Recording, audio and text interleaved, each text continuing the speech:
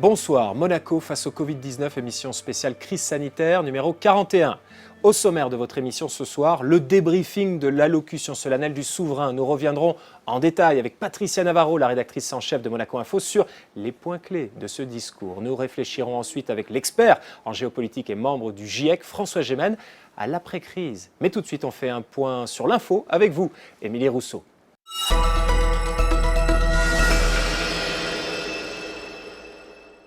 Bonsoir Yann Anthony, vous le savez, en France comme à Monaco, on encourage le port du masque pour lutter contre la pandémie de coronavirus.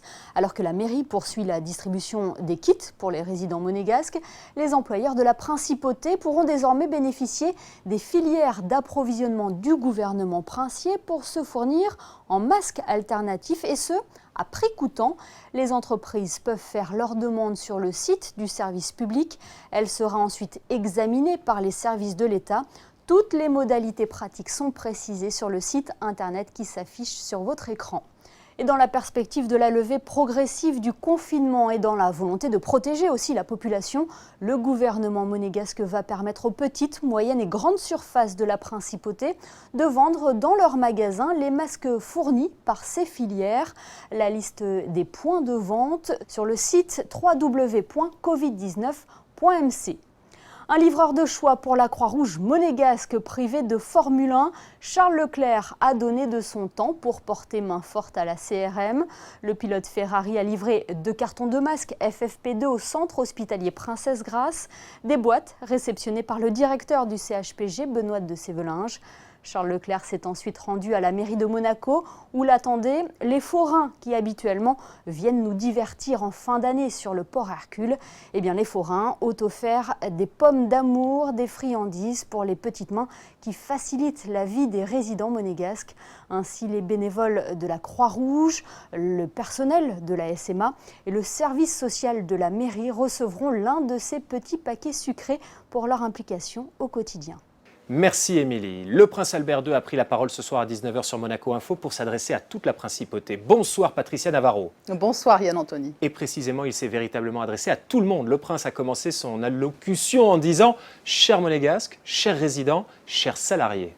Oui Yann Anthony, c'est avec beaucoup de solennité que le prince Albert II prend la parole aujourd'hui en prince rassembleur. À l'heure de cette décision importante de reprise, une décision qui a été mûrement réfléchie, il a tenu à s'adresser de nouveau à tous ceux qui vont jouer un rôle majeur lors de cette étape délicate.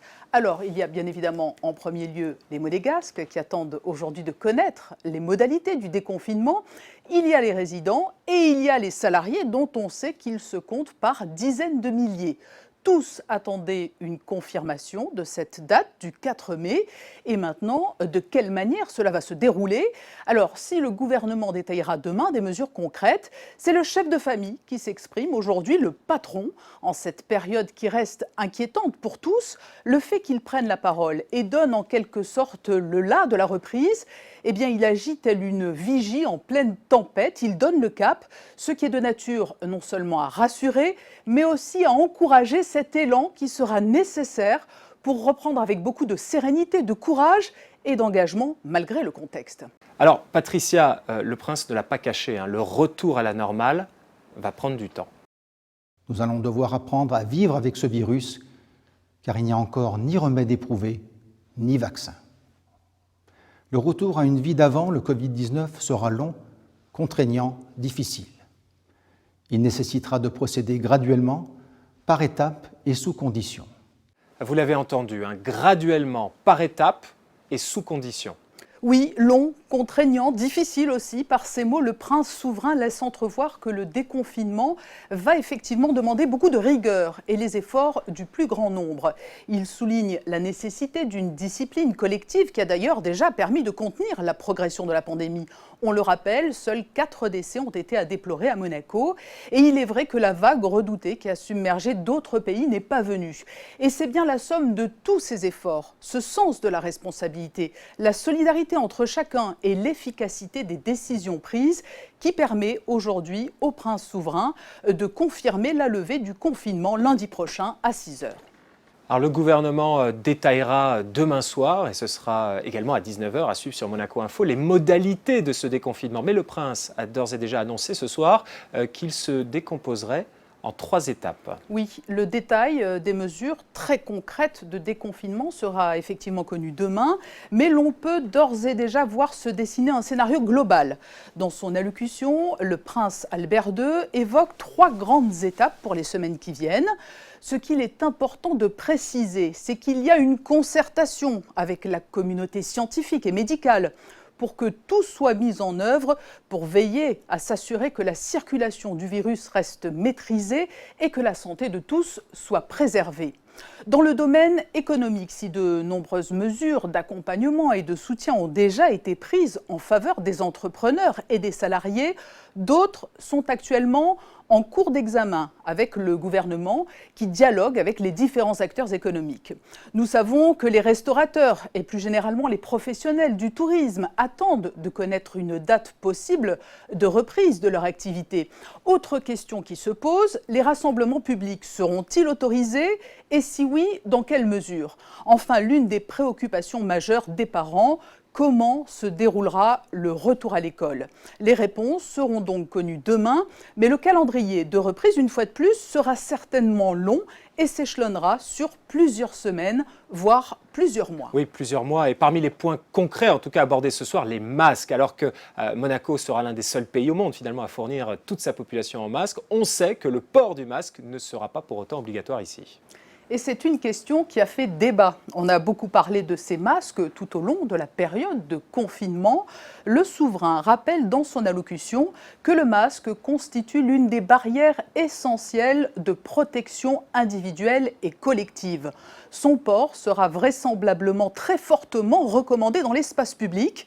Reste à savoir s'il sera obligatoire ou non dans les transports en commun ou dans les commerces, par exemple.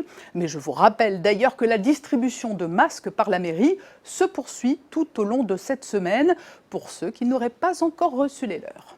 Alors, à Monaco, on ne pousse pas de cocorico, mais on a entendu une sorte de hurrah de malizia, parce que de nombreux masques sont, Patricia, made in Monaco. Et oui, les masques sont assez emblématiques de cet élan national dont se félicite le prince Albert II. Nous avons reçu quelques protagonistes dans cette émission. La période de confinement et le contexte sanitaire ont donné lieu à de très belles initiatives. Je pense à toutes ces entreprises locales qui ont modifié leur production habituelle pour se concentrer sur la fabrication de masques ou même de gel hydroalcoolique. C'est une belle illustration d'un engagement national dans le sens de l'intérêt général. Alors finalement, c'est vraiment un discours de franchise que le souverain a tenu. J'aimerais, si vous le voulez bien, d'ailleurs que l'on réentende un extrait. J'attends de tous une coopération et le respect des conditions imposées lors de chacune des phases de cette levée de confinement, car toute détérioration de la situation sanitaire pourra retarder ce retour à une vie presque normale. Voilà, toute détérioration de la situation sanitaire pourrait retarder ce retour à une vie presque normale. En clair, pragmatisme, si la situation l'exige, le déconfinement pourrait être stoppé. Pragmatisme et prudence seront les maîtres mots de l'action du gouvernement, mais le respect des règles, la solidarité de tous seront indispensables. En l'absence de ces conditions, et comme cela s'est produit dans d'autres pays, un retour au confinement ne serait peut-être pas exclu. Merci Patricia Navarro. Donc demain soir à 19h, dans cette émission, vous retrouverez les déclarations intégrales de Didier Gamerdinger, Patrice Célario et Jean Castellini qui préciseront toutes les modalités du déconfinement. Puis nous procéderons à un débriefing complet avec l'analyse de nos experts et les réactions de différents acteurs de la communauté monégasque. On poursuit désormais le cours normal de notre émission. Voici le best-of de vos posts sur le réseau Malizia.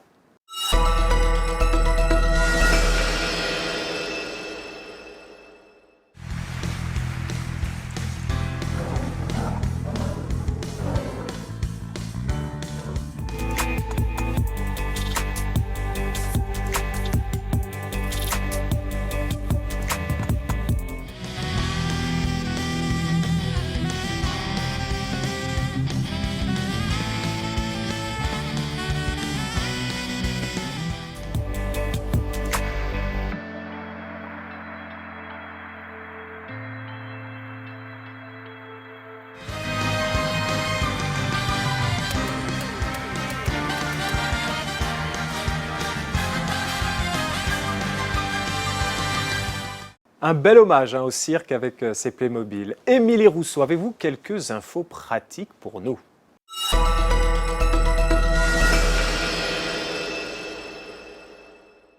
Comment occuper son temps en cette période de confinement? C'est une question que tout le monde s'est posée, Yann Anthony, ces dernières semaines. Régulièrement, nous repérons pour vous les bons plans pour lutter contre l'ennui. Aujourd'hui, et vu que tout le monde s'est mis derrière les fourneaux, nous avons trouvé sur le site de la Société des Bains de Mer des recettes alléchantes comme celle du dessert emblématique du grill, le soufflé, cette fois-ci décliné sous sa version chocolat. Thomas Subrin, meilleur ouvrier de France, explique aussi comment faire du pain chez soi en 7 étapes. Tous les bons plans sont à retrouver sur le site de la SBM. Qui a fait le plus de bruit pour soutenir ceux qui sont en première ligne en cette période de crise? Quel quartier remportera la battle des immeubles? À vous de choisir les finalistes. Rendez-vous sur la page Facebook de Monaco Info et celle du réseau Malitia. Nous avons posté les vidéos des 10 quartiers qui ont participé à cette battle des immeubles. Les 2 quartiers qui auront le plus de j'aime iront en finale. À vos likes, prêts, partez. Vous avez jusqu'à mercredi midi pour voter. Merci Émilie. Nous reprenons donc le cours normal de notre émission avec un thème néanmoins cher aux souverains, le climat. Pour analyser la réaction internationale à la crise et les perspectives du monde qui nous attend, nous retrouvons un professeur en géopolitique environnementale à Sciences Po Paris et un membre du GIEC. Bonsoir François Gemène. Bonsoir Yann Anthony. Alors François, les téléspectateurs de Monaco Info vous connaissent certainement parce que vous êtes l'éminent expert qui intervient dans Zéro Émission.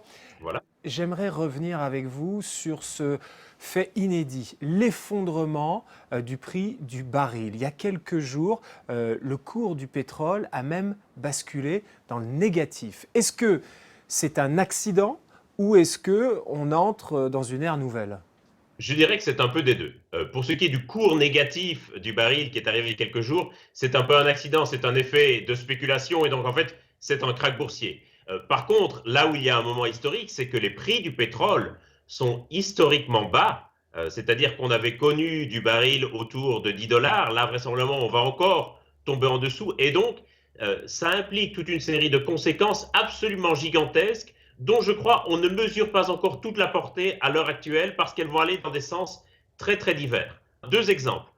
Le premier exemple, c'est que ce cours très bas du pétrole marque sans doute la fin du pétrole non conventionnel, c'est-à-dire le pétrole qu'on allait chercher par exemple dans le schiste, dans les sables bitumineux. Ça, ce sont des industries dont les techniques d'extraction sont extrêmement coûteuses et donc ce n'est rentable que si le prix du pétrole dépasse un certain seuil. À ce prix-là, l'industrie du pétrole de schiste est fichue, l'industrie du pétrole de sable bitumineux est fichue et donc on va avoir énormément de faillites.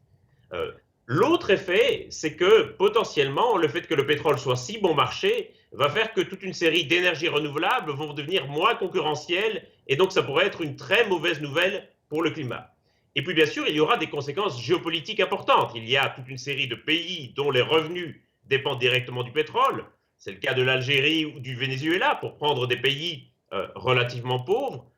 Potentiellement, on connaît l'importance géostratégique de l'Arabie saoudite. Il est possible que toute une série de cartes géopolitiques ou géostratégiques soient complètement rebattues si l'économie de ces pays venait à changer radicalement à la suite de l'effondrement des prix du pétrole. Donc finalement, ça pourrait être une très mauvaise nouvelle pour les énergies renouvelables et pour un après-crise du coronavirus plus vert. Ça pourrait être une très mauvaise nouvelle. C'est vrai que de prime abord, on a tendance à se dire voilà, le pétrole est très bon marché, c'est une bonne nouvelle. Mais en réalité, la cascade, l'effet domino des effets pourrait le transformer en mauvaise nouvelle, sauf si les gouvernements se saisissent de cette opportunité pour essayer de réguler davantage le marché du pétrole, pour essayer d'éviter les effets de spéculation et par exemple pour fixer un prix plancher au pétrole ou une taxe carbone. Si on voulait le faire, il n'y aurait pas de meilleur moment pour le faire. Voilà, si on voulait le faire, mais est-ce que ça va dans ce sens-là? Ça, c'est la question. François Gemène, on réfléchit à l'après-crise du coronavirus. Là, on est dans une crise sanitaire qui se transforme clairement en crise économique, qui pourrait se transformer en crise de la dette, voire en crise sociale. Est-ce que vous pensez qu'à la fin de cette crise, tout le monde va vouloir chercher à sauver les meubles et à repartir comme en 40 ? ou est-ce que vous pensez que beaucoup de pays vont vouloir bâtir un nouveau monde et vont vouloir construire des économies plus vertueuses? Je pense que globalement, il y aura davantage de monde qui va vouloir repartir comme en 40 et qui va vouloir retrouver le monde d'avant. L'aspiration première de beaucoup aujourd'hui, c'est de retrouver son commerce, de retrouver son collègue, de retrouver son travail, voire même de retrouver du travail pour ceux qui se sont retrouvés au chômage. Et donc, dans les moments de crise, le passé est toujours plus rassurant que le futur qui, lui, contient son lot d'incertitudes. En même temps, on voit bien qu'il y a un foisonnement aujourd'hui dans la société civile de gens, de penseurs, d'acteurs économiques qui essaient d'imaginer le monde d'après et qui se disent il ne faut surtout pas repartir comme avant, il faut utiliser ce moment, je dirais, comme une sorte d'opportunité de remettre les choses à plat, de repartir de zéro et de faire émerger un nouveau modèle économique. La grande difficulté, ça va être de rendre ce modèle économique désirable parce qu'il faut réaliser qu'il y aura énormément de forces contraires qui vont assister pour qu'on reparte comme avant, bien entendu, parce qu'il y a tellement d'intérêts qui sont liés au monde d'avant que la question, c'est de savoir comment nous allons pouvoir faire émerger des intérêts nouveaux dans le monde d'après. C'est ça, pour ça, il faudrait qu'il y ait une véritable énergie positive. Or, on voit dans la façon dont la plupart des gouvernements réagissent face à la crise sanitaire qu'on est vraiment dans une logique de repli sur soi. On est dans une logique très forte de repli sur soi, où on voit qu'un grand nombre de frontières internationales se sont fermées, où on voit que cette crise, qui est une crise mondiale, est en fait gérée au niveau strictement national, et il n'y a aucune coordination internationale, aucune coopération. Si on veut faire émerger ce nouveau modèle, il va falloir davantage de coopération. Vous êtes professeur de géopolitique environnementale en Belgique, à l'Université de Liège, à Sciences Po Paris. Vous êtes également membre du GIEC, le groupe d'experts internationaux sur le climat.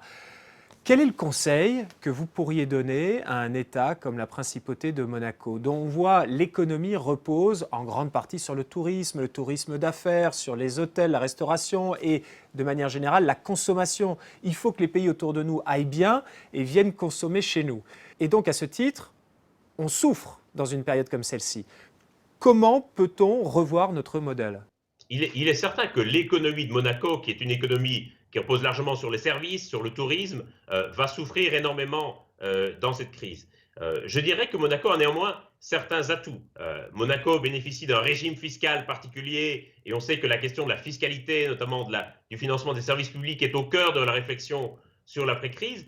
J'aurais envie de dire que Monaco, qui est un petit État, pourrait sans doute porter à l'échelle internationale de nouveaux modèles de coopération, voire même de nouveaux modèles de fiscalité. Et à mon avis, il y a bien sûr un enjeu interne pour Monaco, mais que Monaco ne réfléchisse pas uniquement à l'intérieur de ses frontières, qu'il réfléchisse aussi à la manière dont cette crise peut quelque part donner un rôle nouveau à des micro-États sur la scène internationale pour promouvoir de nouveaux modèles. En quelque sorte, l'avantage d'un petit pays comme Monaco, c'est aussi qu'il peut être un laboratoire de nouveaux modèles et que donc, moi j'inviterais véritablement les monégasques et leur gouvernement à se projeter sur la scène internationale et essayer de rallier derrière eux une coalition de pays qui peuvent pousser pour ce nouveau modèle.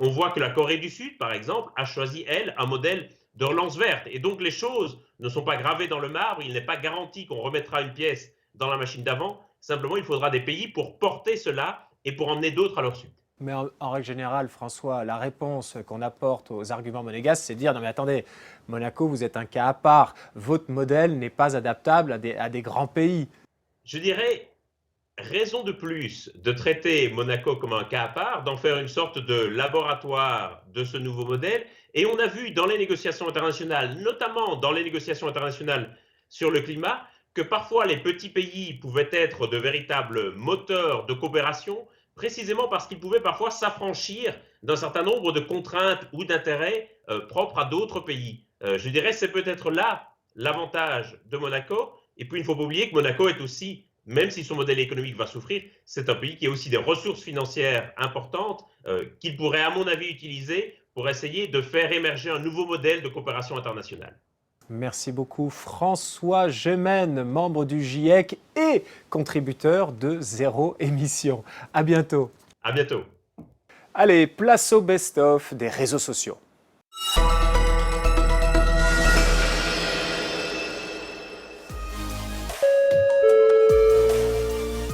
خارجة من حضرات ركاب طائرة طيران الإمارات.